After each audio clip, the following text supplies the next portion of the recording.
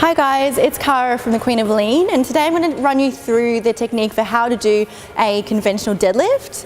There's a number of different variations of the deadlift, but you have the two main lifts, which is your sumo deadlift and your conventional deadlift, which is the one we're going to run through the technique for today.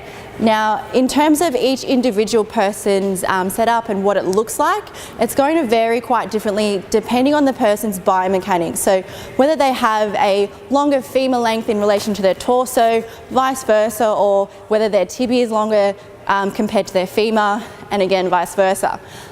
So everyone's setup is going to look differently. However, we're going to run you through the basics for how to begin the conventional deadlift. So I'm going to get our coach Kim to demonstrate some reps for us. She's going to set up under the bar so her shoelaces are under the barbell. She's going to push her shins into the bar and drive her hips back. So she's hinging at the hips, getting a good stretch through her hamstrings, coming down to grip the bar.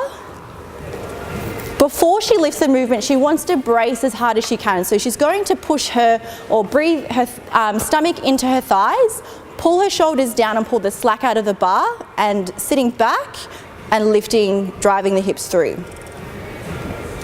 She's going to come down following the same path that she had coming up, keeping as much tightness as she can. So what she's aiming to do, you can see she's pulling her shoulder blades down into her pockets nice and hard to create tightness through her lats, and that's what we call pulling the slack out of the bar. So she's creating as much tension as she can through her upper back or her upper body before she lifts the weight. Just going to do one more, driving up, and then she's going to bring the bar down. Now we're going to spin the bar around as well, Kim, to show you guys what the setup looks like from the side.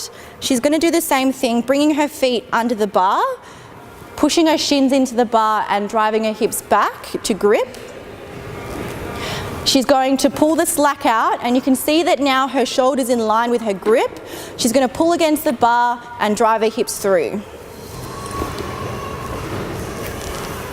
You'll also notice that at the top, her shoulders are rounded slightly, which is okay to do. It's just going to create more tension and tightness through your upper body and through her lats, as long as she's squeezing that muscle hard and she's squeezing the bar, pulling it apart. Following the same path on the way down, and we'll go for one more rep. Coming down controlled, and she's going to relax and rest at the bottom.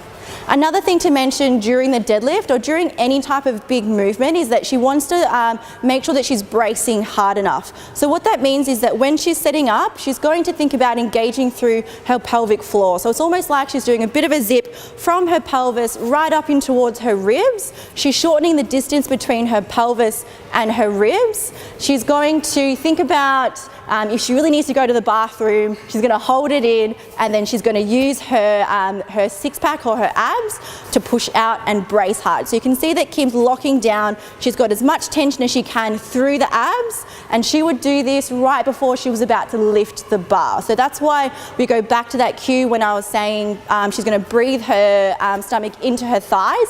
It's just going to create a little bit more feedback for her to know that she's bracing and creating as much tension as she can. So that is the basic technique for how to do a conventional deadlift.